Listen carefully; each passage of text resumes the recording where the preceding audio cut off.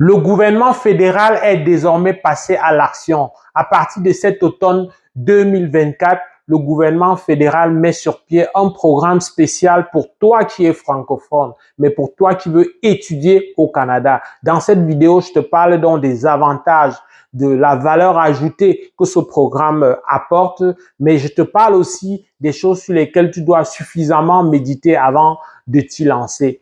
Alors, la première chose qu'il faut savoir, c'est que pour la première fois, le gouvernement fédéral va s'attaquer donc au permis d'études. C'est une voie d'accès direct vers la résidence permanente. Il faut savoir que jusqu'ici, tout ce qui était permis d'études qui s'obtenait au niveau provincial, ça te faisait d'abord, il y avait une étape d'obtenir ici, c'est au Québec, ce qu'on appelle le CSQ, qui ensuite te donnait la possibilité de demander la résidence permanente au niveau fédéral. Lorsque c'était hors Québec, eh bien, tu devais avoir ce qu'on appelle un certificat de désignation ou de nomination, si tu veux. Cette étape intermédiaire n'existe plus dans le cadre du programme pilote. C'est un programme pour lequel, dès que tu as ton diplôme dans le cadre de ce programme-là, tu viens directement faire affaire avec le gouvernement fédéral, tu brandis ton diplôme et tout de suite tu as la résidence permanente pour toi et pour ta famille qui est restée au pays, si c'est le cas par exemple. Mais si ta famille est venue avec toi, tant mieux également. Mais il faut remplir les conditions pour que la famille t'accompagne tout de suite. Mais c'est clair que ça n'a rien à voir, ça tranche avec tout ce qu'il y avait avant. Donc, tu gagnes en argent et tu gagnes en temps. L'argent que tu investis dans la demande provinciale d'obtention, soit d'un CSQ pour le Québec ou d'un certificat de désignation, cet argent-là, c'est dans la poche. Ce temps-là, c'est gagné.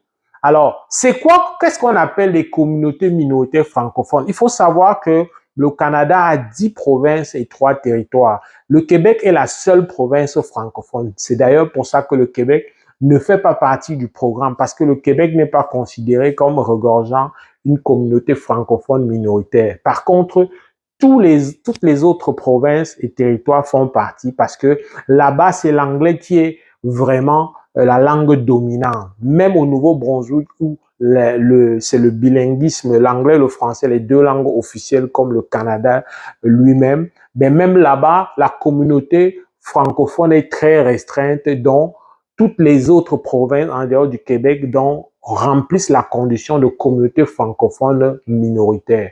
Alors, la bonne chose donc, c'est que avec ça, tu as accès direct à la résidence permanente, mais aussi la différence avec le permis d'études ordinaire, c'est que tu n'as plus besoin de faire l'étape de lettre d'attestation provinciale. Tu n'as pas besoin que la province valide qu'il y a une place pour toi, comme depuis un an, c'est exigé avec les nouvelles mesures autour du permis d'études ordinaire. Ça, il n'y a pas ça. Une autre bonne chose encore, c'est que dépendamment de l'endroit où tu vas faire ta demande d'admission, ben, ça se peut que l'exigence financière, c'est-à-dire au niveau des preuves de subsistance, se soit revue à la baisse. On a le maximum qu'on connaît dans le cadre du programme ordinaire, je veux dire pas le programme, le permis d'études ordinaire, il y a un maximum de 20 700 $ environ comme preuve de fonds de subsistance que tu dois démontrer. Ça, c'est indépendamment des frais de scolarité qui dépendent d'une école à l'autre, d'une formation à l'autre.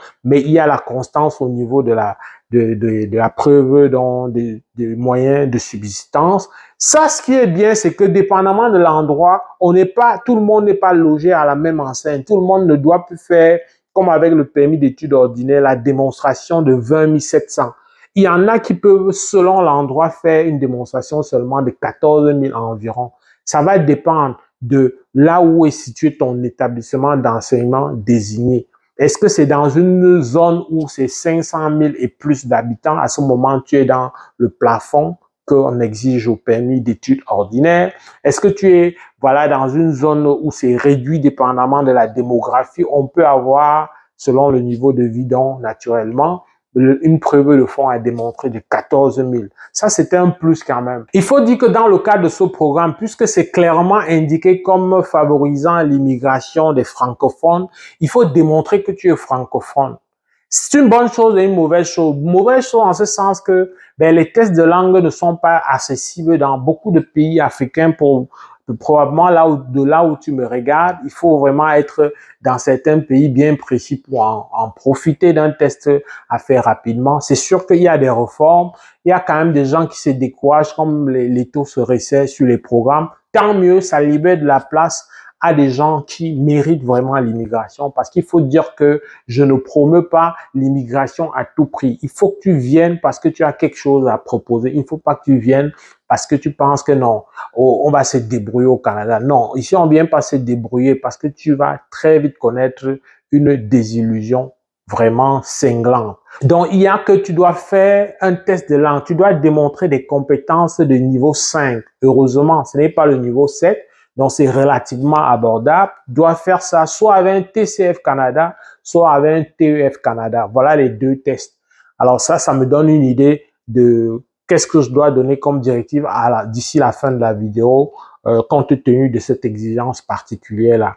Alors, toujours est-il que voilà l'essentiel des éléments qui sont positifs. Autre chose, c'est que différemment du permis d'études ordinaire, ici, ce n'est pas tous les établissements d'enseignement désignés qui sont participants. Il y a des établissements d'enseignement désignés qui donnent accès, oui, à un permis d'études, mais un permis d'études ordinaire. C'est quelques-uns seulement qui sont participants. Alors, donc, il faut valider, si tu veux vraiment faire partie de ce cas particulier-là, il faut valider que ton établissement d'enseignement désigné est participant à ce programme pilote-là. Parce que si ce n'est pas le cas, oui, tu peux continuer ton permis d'études normalement, et puis après, tu auras aussi la résidence permanente, dépendamment donc de ton niveau de scolarité. Il faut dire que il y a quand même, pour être équilibré là-dessus, pour te donner suffisamment d'outils d'aide à la décision, il faut dire que même si j'ai mentionné le fait que c'est plus rapide et moins coûteux que de passer par le permis d'études ordinaire, il y a que le choix. À quoi tu veux que ta vie au Canada ressemble? Est-ce qu'il faut absolument aller dans une zone où tu n'es pas à l'aise? Est-ce que tu es le genre à socialiser? Est-ce que tu es le genre à être à l'aise dans des coins reculés, etc. Faut pas juste te dire, OK, je veux absolument venir au Canada et puis tu fais un choix qui va te paraître inconséquent plus tard. Alors, à ce niveau-là, ça se peut que lorsque tu analyses et tu vois les pour et les contre, tu estimes que finalement, ça va pas être si aidant que ça de te passer du Québec. Parce qu'une fois encore, le Québec ne fait pas partie de ce programme-là. Le Québec n'est pas une communauté où le français est minoritaire. Le Québec a pour seule langue officielle le français, même si l'anglais est reconnu au Québec parce que le Québec étant à l'intérieur du Canada, ça reste les deux langues officielles. Donc, il faut regarder ces deux aspects-là pour pouvoir te positionner.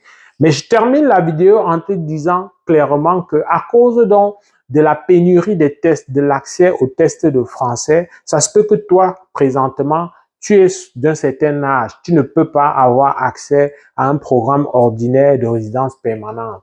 Bonne nouvelle, c'est que pour le permis d'études, il n'y a pas de limite d'âge. Par conséquent, il faut se préparer à débourser beaucoup d'argent pour étudier. Si c'est un programme de 2 ans, ben, ça vient avec une facture. Donc, il faut prendre ça en considération. Est-ce que tu as les moyens? Est-ce que tu peux tenir le coup? Parce que si clairement tu peux tenir le coup et que tu as un test de niveau au moins 5, selon le niveau de compétence linguistique canadien, eh bien, ça, c'est fait pour toi. Et ça, c'est le bon moment. Septembre, octobre, décembre maximum, c'est les bons moments pour faire la demande d'admission. Parce que si tu fais ta demande d'admission plus tôt, tu passes directement à la demande de permis d'études. Il n'y a plus d'étape intermédiaire. Je viens de te dire qu'il n'y a pas de lettre d'attestation, il n'y a rien d'autre. Tu vas directement faire ta demande de permis d'études et plus tard à la fin, tu réclames ta résidence permanente. Regarde ça, regarde quels sont tes intérêts et je viens de te dire, si tu as déjà un test, lance-toi parce que avec ça, ça va te permettre. Si tu as un test qui va se faire dans les semaines à venir, commence aussi, sachant que ton résultat de test sera prêt avant peut-être février, parce qu'idéalement, je te conseille fortement, voilà, de faire ta demande idéalement avant février. C'est toujours bien pour te préparer, pour avoir une réponse à temps, parce qu'il y a plein de gens, j'en connais, je sais de quoi je parle, qui ont eu leur permis d'études, mais après la rentrée. Quand c'est comme ça, c'est plus coûteux, ou alors il faut recommencer à zéro. Alors pour éviter ça, il faut s'y prendre assez tôt. J'espère que cette vidéo t'a plu. Si c'est le cas, like. Mon nom est Valérie Jules Camdem. Avec beaucoup de plaisir, je vais te retrouver dans le cadre d'une prochaine vidéo. Porte-toi bien. Boulot!